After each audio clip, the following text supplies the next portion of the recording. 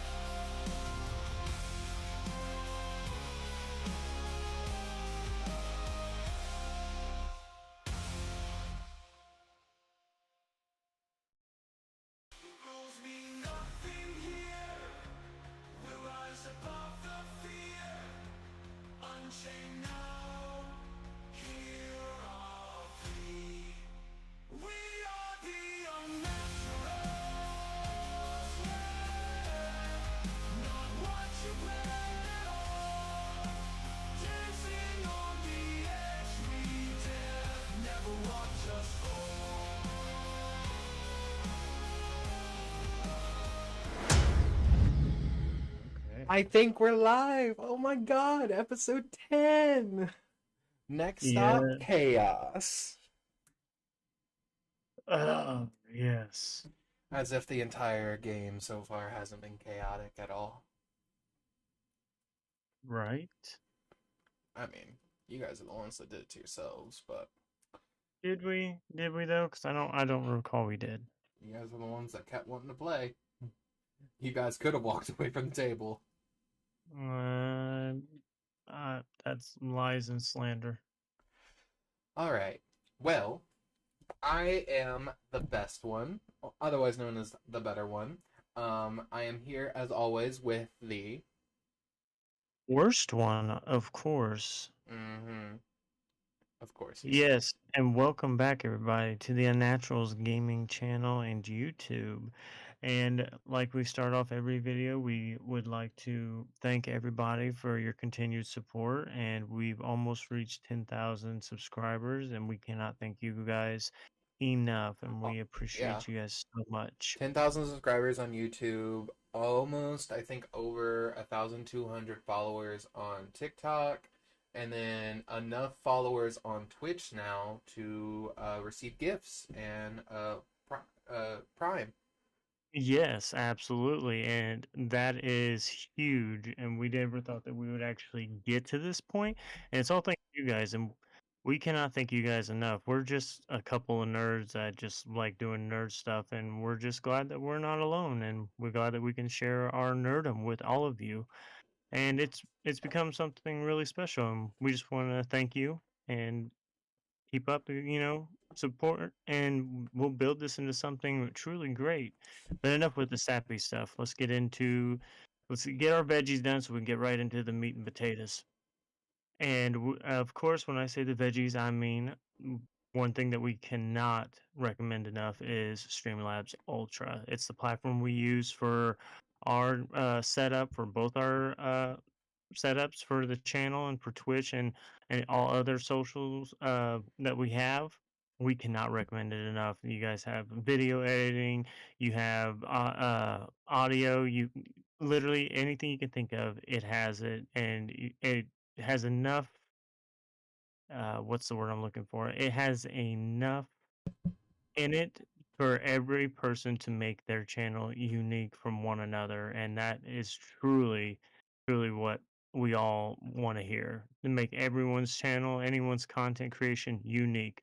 And if you want to start your content creation journey, use our affiliate link and you'll be helping out the channel as well. And if you do use our affiliate link and start, making your own videos and your own content, please send us your first one because we want to see how everyone has their own unique setup and everyone's creativity. Absolutely. But without further ado, um, Yes, now into the meat. please everyone, keep all hands and feet inside the ride at all times. As well, please also make sure that you do not have any loose jewelry, glasses, or watches on you, as the ride we're about to take is going to be a wild one. I'm slightly worried now. So, do you remember where we left off? Worst one, aka Val. We are on our way on on a multiplanar journey, Oh yeah. and it's going to be glorious. That is correct. We are on a multiplanar journey. I Um, forget. I forget who were we. What was the first place we went to? I can't remember. okay. Why don't you, I want you, as best as you can, remember in what order and what planes we visited. Come on. I know you can do this. For this next session, I want from Val's POV. I want to hear what Val thinks. What was our? So I have to remember where, what plane we went to first. Well, it doesn't have to be the one you went to first. I'll tell you if you're wrong. I won't lead everyone astray. I will be the guiding light here. And I phone a friend. Who's your friend? One of the Unnaturals. Sure. Who is it? I'm gonna text my DM. It's funny, you said uh, friend. I don't. That's weird. ooh, ouch, that hurt. Yeah, that's weird. You said friend. But anyway, So I It's believe fine. I believe there was Mechanus. Okay. Well, you're already wrong. So, um, Dang it! let me Oh no jump. no no no! Mount Celestia, Mount Celestia was not first either. the Fae. Nope. Uh, Dang it! so let me take over from here. Our Okay. party of adventurers had just gotten a certain item for a certain little cleric paladin named Lenestra. She Mm-hmm. now wears her shield, very powerful shield, and they made their way back to the material plane using their ship. Of course, along the way, some mechanical failure happened, and so they didn't immediately go back to the material plane, where they were whisked away. Instead, they landed in, wouldn't you know it, a true neutral plane, where all beasts and animals go when they die. You remember what that plane is Oh yeah. called? No, I don't remember what it's called, But you but remember it. So it's called the Beastlands. For those of you that don't know, they went to the Beastlands. There in the Beastlands, they discovered just a they met with their old animal friends that they were friends with back in Curse of Strahd, as well as a bunch of the animals that they had lost just over time. Well, they also had to deal with the fact that there was some evil force in the Beastlands corrupting the lands themselves, as if it was displaced here by another storm. So yes, we're bringing back the storms. The void storms are back, and Oh, yeah. they looked up and they see a storm breaking apart, like the edges of a storm. They see massive damage done, as if a tornado ran through here, and they begin to descend further and further in. Not too long before they discover the beast, the creature that was here, but none other than a chromatic green dragon had taken hold in this plane. It was corrupting the nearby forest and making it a poisonous bog and swamp. Which each step they took, it was poison damage, saving throws to not be poisoned, all this stuff. And they made it through all the way to this ancient green dragon. Her name was. Do you remember her name? No, I do not. You don't Uh, remember her name? no, we only met her Yeah, once. you guys did only meet her once. And also, funny story, she was actually an already dead chromatic green dragon. Yeah, wasn't her name like Valenza or Valenza or something like that? I want to say it was Valencia or Valencia. Valencia? Balenciaga? Yeah, or Valencia or something like that. So no, it wasn't Balenciaga or Venecia. Uh, it was Verda Ithrax, the envenomed tyrant, was her name. Um, that was her full name. You guys only met her once and completely botched her name when it was introduced and completely called her something else. I think you guys called her Vermin for the longest amount of Oh time. yeah, that's right, we did. But she was an undead ancient green dragon that was basically ripped from her plane of death to here, to the Beastlands. And this happened before she became what is better known as a green devil, for Tiamat. They have another specific name that starts with an A. I don't remember it, but essentially she would have became a green dragon devil, that Tiamat would have resurrected her as, since she made it to ancient status. But before that happened, the void storm came in and just kind of messed everything up everywhere.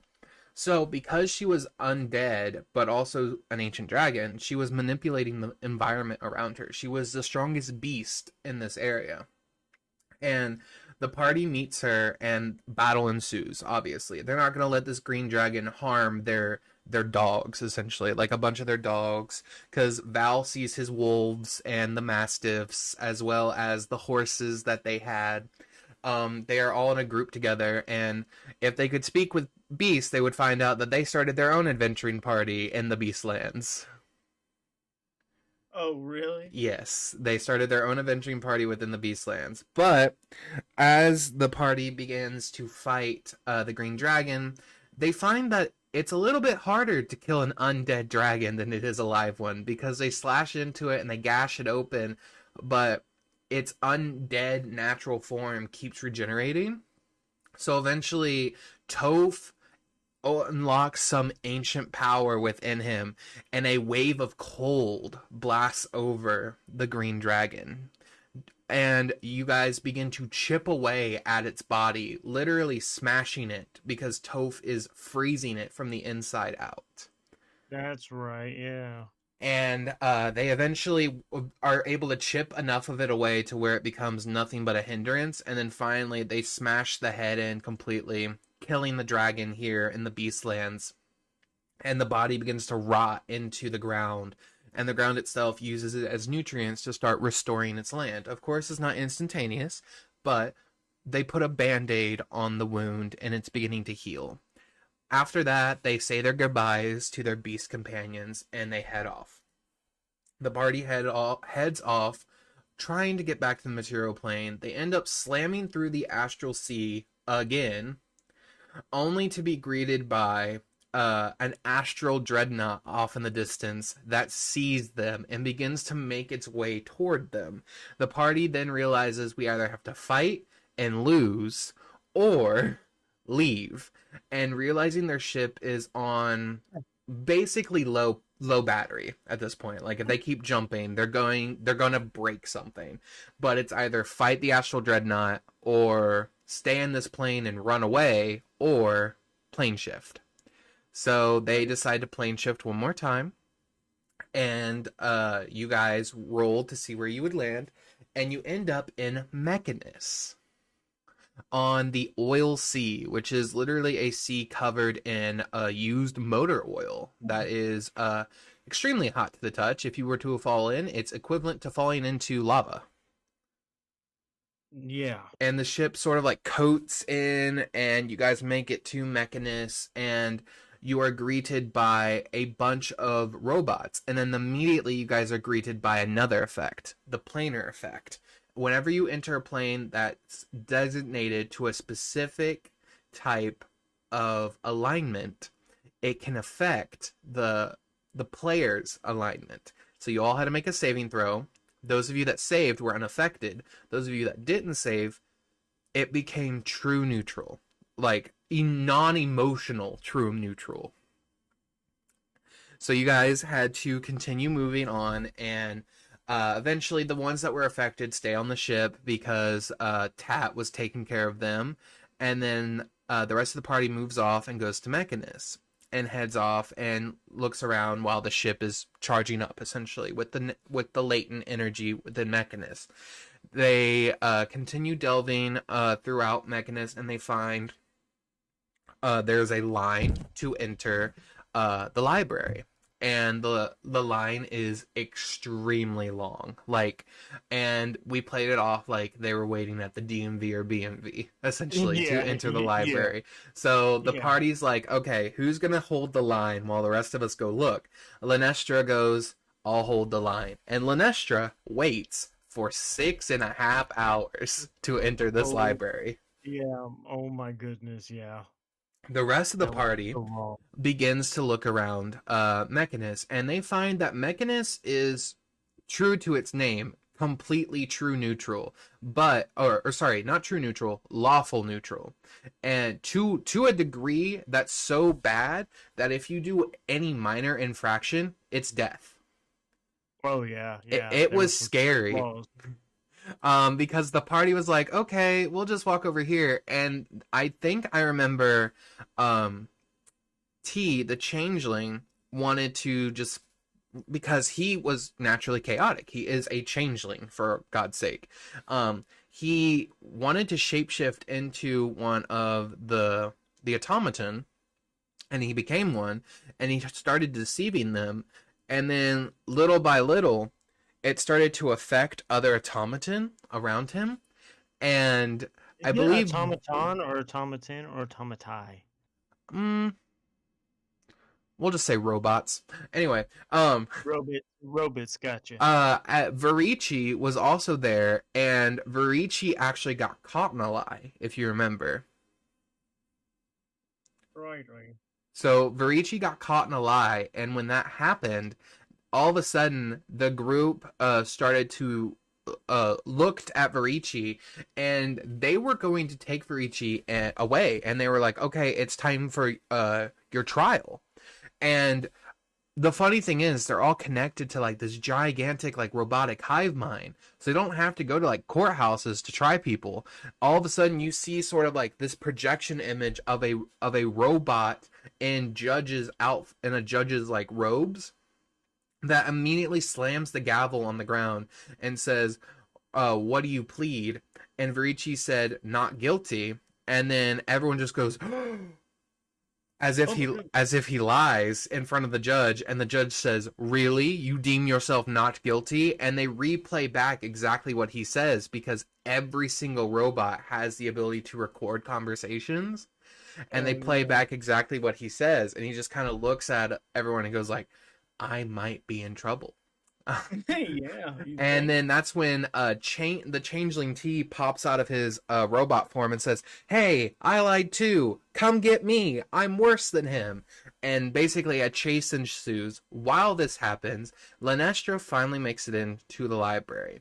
Once she makes it into the library, she begins looking around and she actually finds out some really cool information, such as the ship you guys are on was actually created in Mechanus. And not only was it created in Mechanus, it was one of it was one of a couple ships that existed back before Mechanus was actually called Mechanus. It was back when people used to live here in Mechanus and created the robot civilization before it separated and became its own domain. It talks about the soul engine and the soul gems that existed, and how one scientist created a gem that was capable of harvesting the souls of the dead, or just the ambient energy from death itself. And he was able to reconfigure it into this ship and essentially be able to use a type of necromancy to charge a ship. And Lenestra was like, well, that's That's a problem. that's morally gray right now. Well, let's put that in the bag. And she goes to take it, and all of a sudden the librarian appears behind her and says, "Were you trying to take a book out of here?" And Lenestra was like, "Yeah." And she's like, "Well, do you have a library card?" And she's like, "No." And Lenestra has to start the 3 hour process of getting a library card. Yeah. And then while this is happening, we cut back to the party who is actively dodging robot policemen um, through back alleys, through spells and powers being casted all about. Finally, they reach out to Tat, and Tat comes in like a storm front and just basically like causes a massive maelstrom in the city, in the center of town, and they escape through the distraction back to the ship. They make it back on there, and then they reach out to Lenestra. Lenestra has not gotten her library card yet, but all of a sudden, the ground begins to shake. The skies darken. Glass begins to sort of like ominously crack from the pressure from the atmosphere. As they look up and they see purple and black clouds begin to appear all across Mechanus, they begin to converge together, and they see these bolts of teal, purple, and blue lightning begin to strike, and a void storm is moving in. They look around and they reach out to Lenestra, and Lenestra's like, I guess I can take it and go. Like, that's all I can do. And Ellen was like, I got nothing, fellas. Lenestra's like, I can't stealth. Like, I am what I am. Fast as she can out of the city. They are robots, so they don't need eyesight to see. They do have blind vision, and they were on her like no like mud on pig. They were on her, and as soon as this happens, Tat leaps out of the ship, flies over to where Lenestra is, and in the same moment, Tat sees a bolt of lightning, and almost like time sort of like slows down for Tat, and she puts out her hand and she channels her own storm, like internal storm energy from Storm Sorcerer, and forces the bolt of lightning back to the sky. Like it connects with her, and she goes full on Avatar Last Airbender and redirects the lightning back into the storm. She rolled amazing on that saving throw, and she redirected the lightning bolt back into the storm, but it didn't stop the storm. The storm started converging like a massive tornado, and it started breaking apart bits of the city and sucking up some of the robots, and they began to disappear. But what it left in its wake is they started seeing devils. Not powerful ones, but imps. Tiny little imps started to fly out from the funnel that as they were being displaced, and they realized that this tornado connected to one of the hells. They didn't know which one, but it connected to one of them Yeah. because it was siphoning the hells and bringing the mechanist place there essentially. So they had one of two choices. They could either try to use the ship again or fly the ship into the tornado. And that way they wouldn't have to use any power from the ship because it would be planar travel through the tornado. So, what do you think the party did, Val? We went for the tornado. Yeah, I know. You guys got onto the ship, flew up there. Linestra pulls out the book and she begins to read it as quickly as she can because as she reads it, she sees there's a time delayed timer on it that begins to count down rapidly, and she reads as many pages as she can and starts like writing down as much as she can, and she hands it to T, and T is doing the same thing. And then immediately as the timer hits like 5, she tosses it off board, and as you guys fly into the tornado, the book literally explodes, the impact hitting part of the ship and spinning the ship outward into the tornado. So you guys go ass in first into the tornado, and you just get absorbed into magical darkness essentially, and you guys are holding on tightly inside the ship. You hear the screeching and the screaming from outside as wood and as pieces of the ship begin to like tear and break, and you all hold on tightly, and T is doing as many magical calculations as he possibly can, trying to keep the crystals active and keeping the shield up. T finally does something that none of you have done before, and he begins to channel his own magic into the crystal to try to restore it. You guys look over and you see T actively, like his life force is draining. Like it doesn't just take his spell slots, it takes his HP. T gets down to, I believe, 20 HP and almost 3 spell slots left by the time this tornado effect ends. And T looks at you all and says, I think I did it. And he falls unconscious. And Yeah. you guys then look around and you guys are in this plane of ice and snow, but Oh, yeah. not of good ice and good snow. You look around and you see the destroyed city of Mechanus tossed around this glacier front home that seems to just look like a tornado rip through a glacier and cut it in half and displace there a bunch of mechanical beings and clockwork towers, as well as broken robots and gears all spread out around the place. And you guys begin to realize, oh, I know what plane we're on. And as you guys think this over, I believe it was Val that rolled the survival check with advantage, and you realized you guys were on the eighth plane, which is I think it's Canaan, Canina. I can't say it. It's Cania. But it's the second ice plane, but the worst ice plane. For Yeah. the hells. It is bitterly cold, a realm of solid ice and mountains, titanic, unnaturally fast-moving glaciers, and nearly continuous snowfall. Its unprotected visitors are immediately exposed to negative 60 degree Fahrenheit weather or negative 51 degrees Celsius weather. But on the positive side, there are very few creatures in the haunted wastes.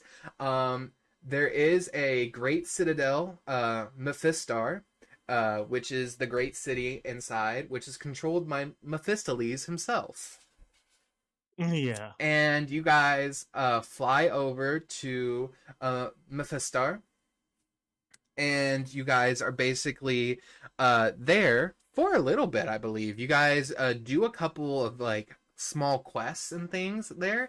Not too many big things. You guys solve a murder and then kind of raid, I think, a magic item shop. And then all of a sudden, Fiago feels something. Like this sort of like, almost like this raw, burning connection. And he sees a sword in the middle of the town that you see many devils and demons have tried to pull, but each time they do, they are eviscerated by radiant energy. And Fiago kind of looks at it and he feels the raw power coming off of it, and he knows it's for him. He doesn't know why, but he just does. He speaks to Lathander about it later on, and Lathander basically says, yeah, dude, not only is my armor there for you, my greatest follower, my man, but also there is a sword that if you're able to pull out would be totally rad. And Fiago's like, bet. And so Fiago walks over to the sword and pulls out this extremely powerful longsword that deals incredible radiant damage and has a bunch of cool magical effects to it. And I believe I end up calling it the Star Razor. It's my own version of the Star Razor. And he then also finds out that his armor that his god was talking about is currently being kept by a mutated Baylor. That Mephistopheles has asked the party after the Star Razor is pulled to go hunt down for him. Yes, a great archdevil has asked the party to go kill a Baylor. That's right. Yeah. Do you remember what was so bad about said Baylor? It was a Baylor. Do you remember the mutated part of the Baylor? I do not. So the party, I with blocked that out. the party with their investigation skills, they begin to do some research on the Baylor before they head off over there. Obviously, the Layer 8 of Hell is one of the less places where the Blood War takes place. Avernus is mainly where the Blood War takes place. But there are a few powerful demons that have made it down to the 8th layer, one of them being this mutated Baylor. But no one knows how the Baylor itself got mutated and why it's crazily strong and nearly impossible even for an archdevil to kill.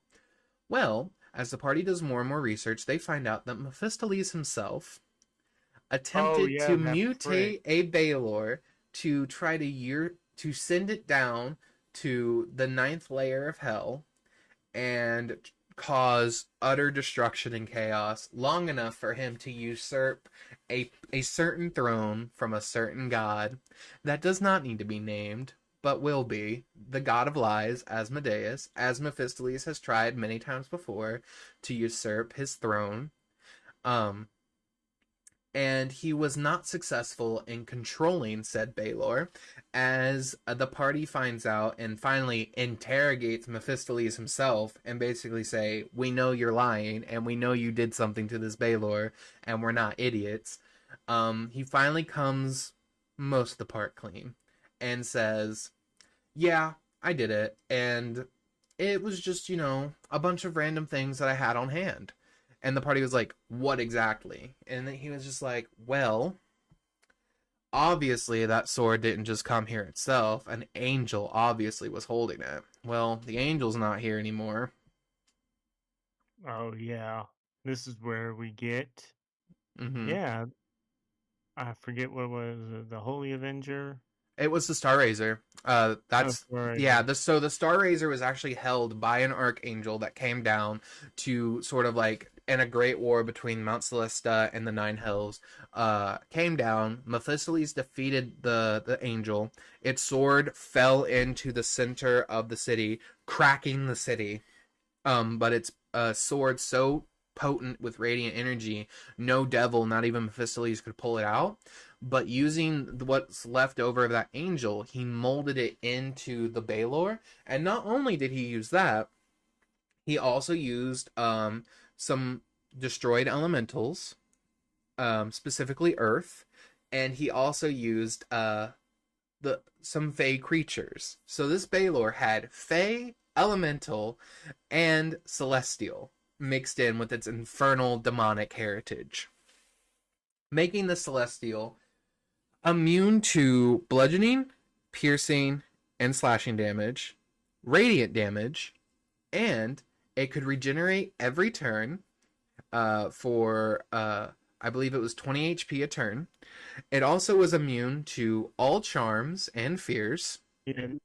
And it was also had this raw strength of a Baylor, the charisma of an Archfey, the constitution of an angel, and the elemental wisdom of an elemental.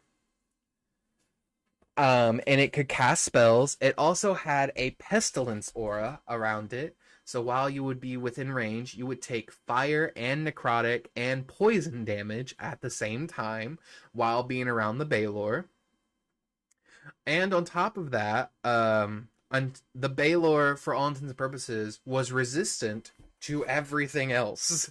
It was a tough fight for that reason, because Mephistopheles needed to make a very powerful a very strong creature in order to cause enough carnage in the ninth layer, so that way he could usurp the throne, which makes sense from his point of view. But when he realized he couldn't control it anymore, he was like, well, hell, all right, and just Yeah. kind of tossed it out of the Well. city. And because the city of Mephistopheles is a moving city, we'll get to that more later. It's on the back of a Oh giant yeah. turtle that is moving across the glaciers. We'll get to more of that later, folks. Don't worry. That's a secret mousecatool for later. Um, Yeah. the party heads off with their new Star Razor, and they head off to the Baylor. Boy, that fight lasted, I think, a session and a half. Oh, it did. It I very think much that was did. a long, grueling fight. It was because you couldn't stop its health regen because it was immune to necrotic. Because I forgot to mention that it was immune to necrotic, radiant, bludgeoning, piercing, slashing, and fire and poison because of its demon heritage. Um, Immune to charm, fear, and then had a bunch of like other status conditions. It couldn't be petrified because of the earth elemental.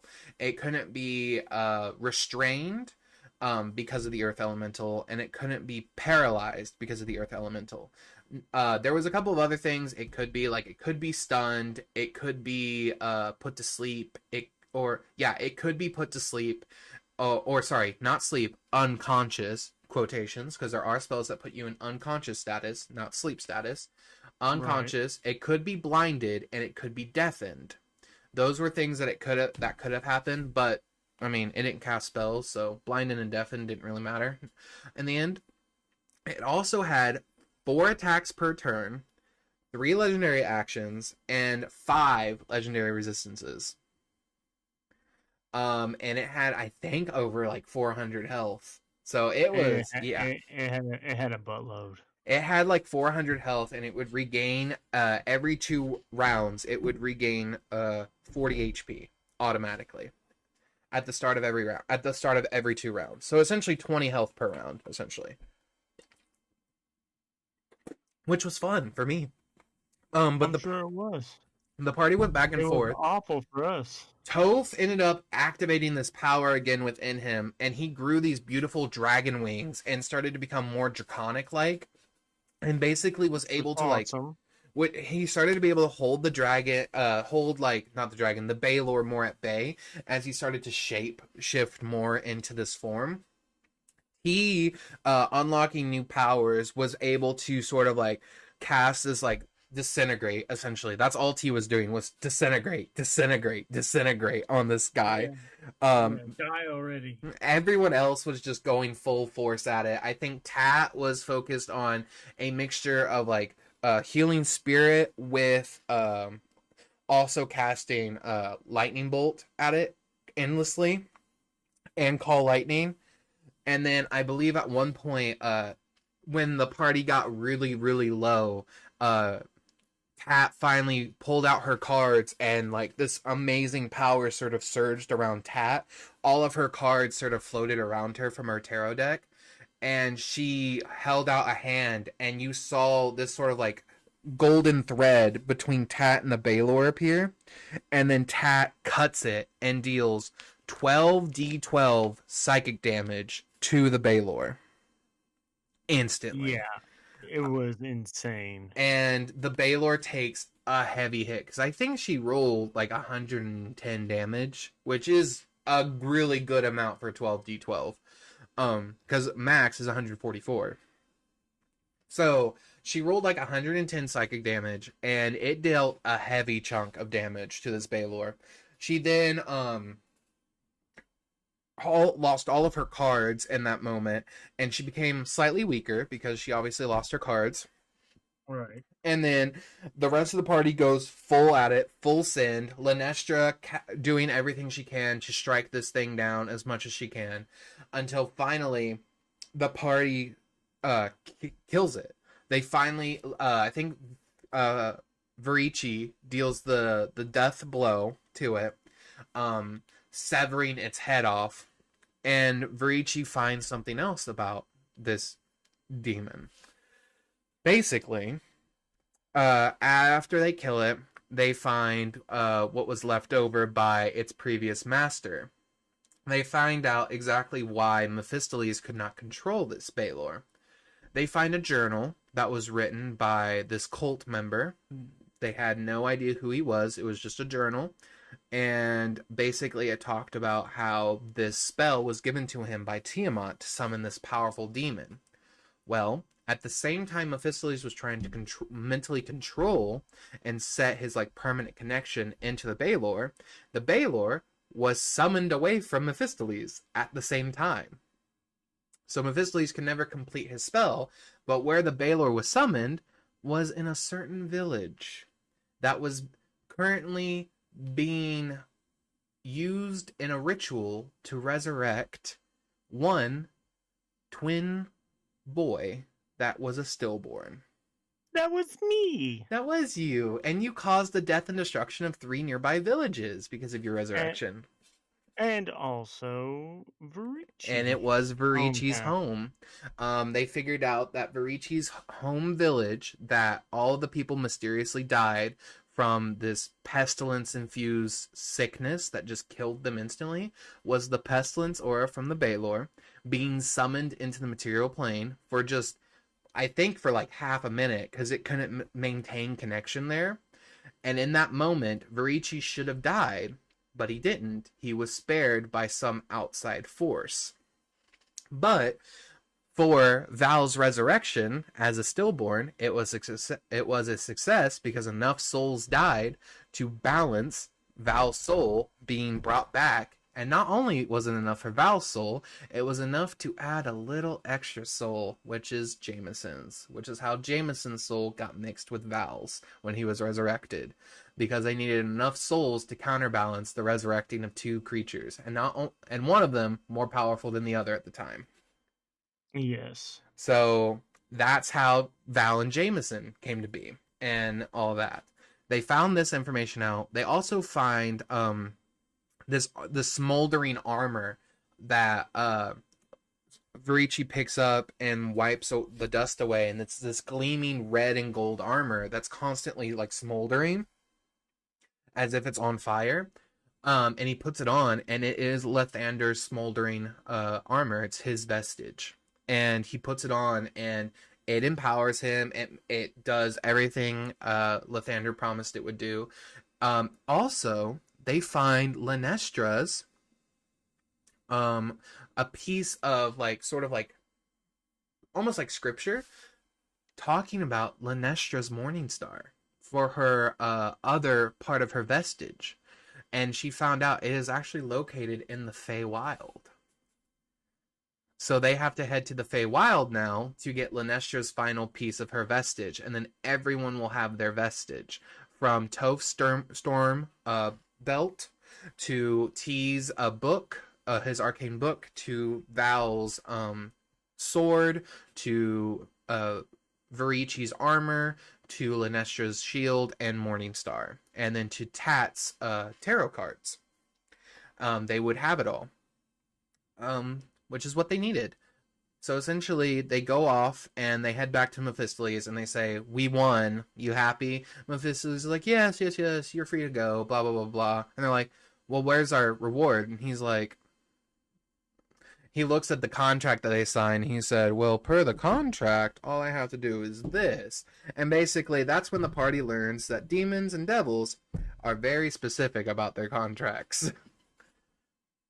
And so they end up going back to trying to go back to the material plane, but of course something happens. An explosion happens because a certain someone planted a bomb somewhere on the city that severely hurts the leg of this huge turtle that is carrying the city. Val, do you want to talk about this?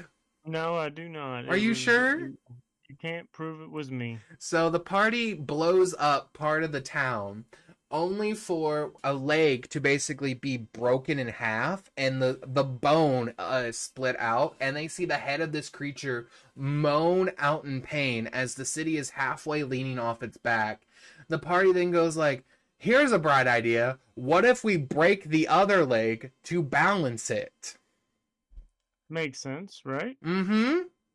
The party deals damage, breaks the other leg, and it twists off and is now partially in the glacier, leaning more toward the other way, about to fall between layers of hell. And the party was like, that's not good. As they realize that Mephistopheles' city is about to fall into good old Asmodeus' lair. And they're like, what can we do? And everyone is laughing at the table. They are making this creature moan out in pain. The creature is screaming. They all of a sudden see a bunch of imps come out from Mephistopheles' city and try to help the creature. Tat is like, oh my god, we are hurting this defenseless creature that is just carrying a city on its back. Yeah. What are we doing this for? We decide to, well, we gotta even it out, so let's attack its other leg.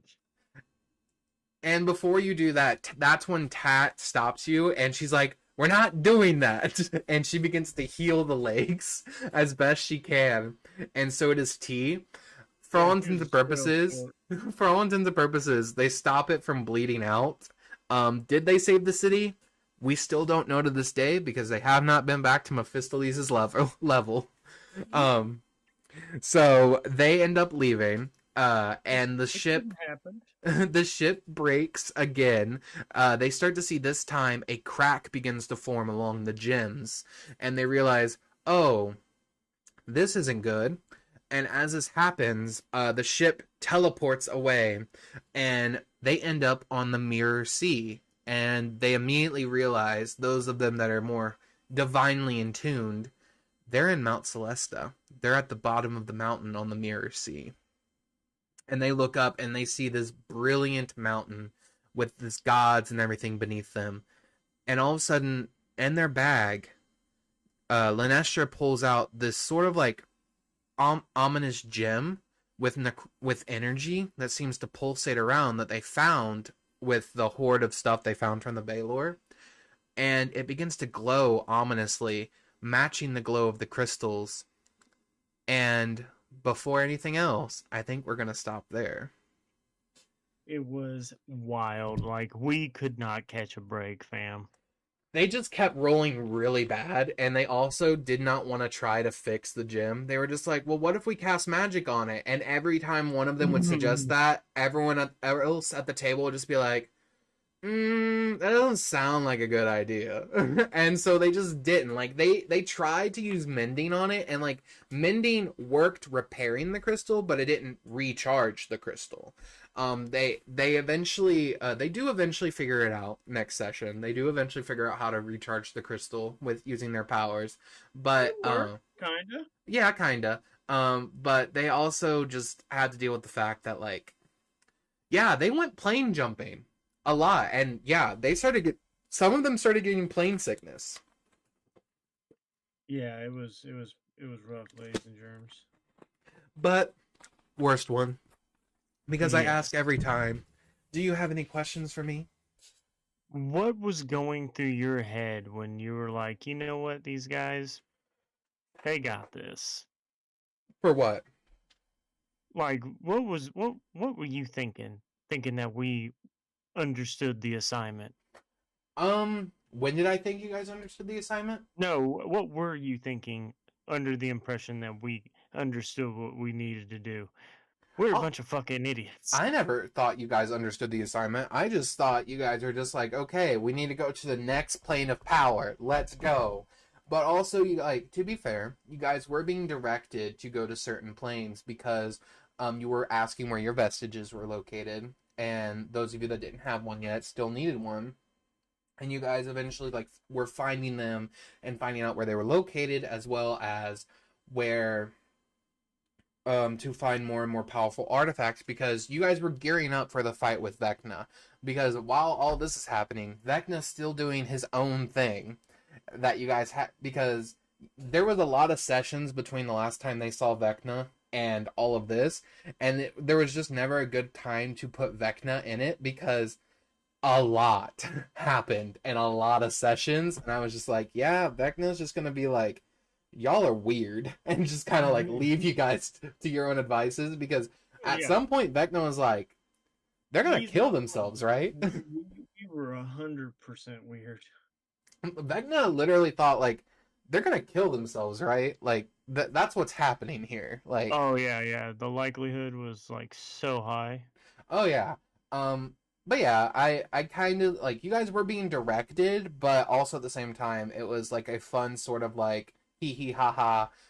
Let's see what happens here sort of situation, and it was just so much fun. Like you guys just kept like, it was funny because like you guys made it to Elysium, and Mechanus and Elysium could have been like the two places you guys could have been like, yes, it sucks that we're here because they're forcing our alignment changes and stuff like that, but it's only while we're here, and it's not like they were forcing you to stay either. It was just a forced alignment change for while you Right. were there. It didn't change your thought process or anything because you guys knew you still had to leave. But it was funny because like you guys get there and you're just like, let's cause chaos immediately. Absolute chaos. Like, and they weren't even planes that you had to start fights in. It was just literally like, let's just rest here for a minute and see what happens. And then you guys didn't rest there for a minute, and you guys just immediately started as much fucking chaos as possible. Do you have Well, another yeah. question, Mr. Val? Yes. So when you were setting up the Baylor, what prompted you to go, let's make this Baylor a bit more interesting? Well, I had set it up that Mephistopheles was going to ask you guys for help, and also I wanted you guys to have more like, I wanted you guys to like have like a realistic reason as to why. Hold on, I gotta go. You're fine. Yeah, I wanted, so to answer the worst one's question, I wanted to basically set up the Baylor to be like this enemy that causes damage and destruction, but it was so powerful that Mephistopheles couldn't stop it himself because it's his domain, it's his plane. He should have been able to stop it, but he created this problem. And he was like, how do I not deal with this? But I also wanted it to be more intriguing for the party, be like, more or less, it's not just Mephistopheles' problem, but if you take care of this, you get to collect whatever it was hoarding, and its hoard essentially as well. Which is kind of how like I basically led Verici to the fact that like, yeah, it's currently holding the armor that that angel was holding, which is the vestige from Lathander. And Verici was like, oh, okay. And so basically from that, it was also holding a bunch of gold and a bunch of other items that I can't remember, but it was just like a bunch of like magical items. Like there was a bunch of scrolls, potions. Um, I think there was a couple bombs, which one of them was used in in the city, which caused a massive explosion. Um, because if you guys remember, what caused the explosion was Toph finally took off his helm of brilliance and put it next to a bunch of kegs of black powder, and someone lit it on fire. And not only did the store explode, but the crown exploded, causing a a raining ball of radiant fire to just envelop around the entire city. So that was fun. Um, but yeah, there's not really much else I can say about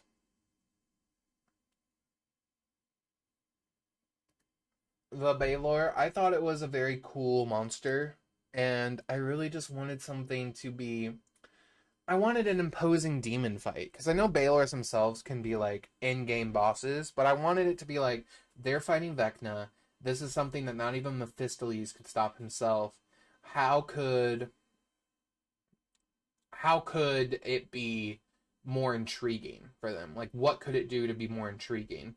And I was like, yeah, let's say he did this, and now he wants them to do this. And as for them plane shifting to other planes, it was literally just a constant back and forth. And it was literally I was rolling on a table the entire time every time they plane shifted.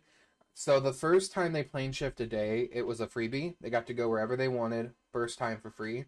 Any other additional plane shifts that were done within the same day, I had to roll on the table, and they would go wherever the table tells them to. So the first time they made it they made it to level 5, layer 5 of the Hells. They hadn't rested since after the fight with Jameson, and immediately tried to go back to the material plane. They failed the roll, and they were then teleported to Mechanus, and then from Mechanus, or from Beastlands to Mechanus to Elysium, from Elysium to Mount Celesta, or sorry, from Elysium to Layer 8 of Hell, and then from Hell to Mount Celestia. So it was a constant back and forth situation that they had to deal with, which was honestly what made it so much fun. But I do believe that that is everything, I think, for tonight. And I do thank you all for watching. I'm sure once the worst one returns, he'll say the same thing. But yeah, I thank you all for watching, liking, subscribing, following our content, commenting on stuff we do, engaging with us in general. We truly appreciate it as always. Please also don't forget to use our affiliate link through Streamlabs Ultra. It would really support us and it'll really help us out. We can't thank you all enough for this, and truly enjoy doing this and hope to continue doing this. Um, but I believe as of now, hopefully the worst one is able to return. Um, I do believe as of now, um, I think until next time, our adventures next time will jump into D&D. I think are going to the Feywild next time.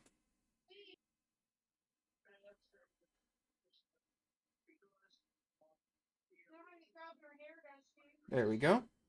And I think we will jump into the Feywild and talk more, and a bunch of things will be revealed to the party, such as a certain Displacer Beast cat, a certain item given to them by a certain follower, or sorry, a certain Archfey named Gladys that we haven't talked to in a hot minute.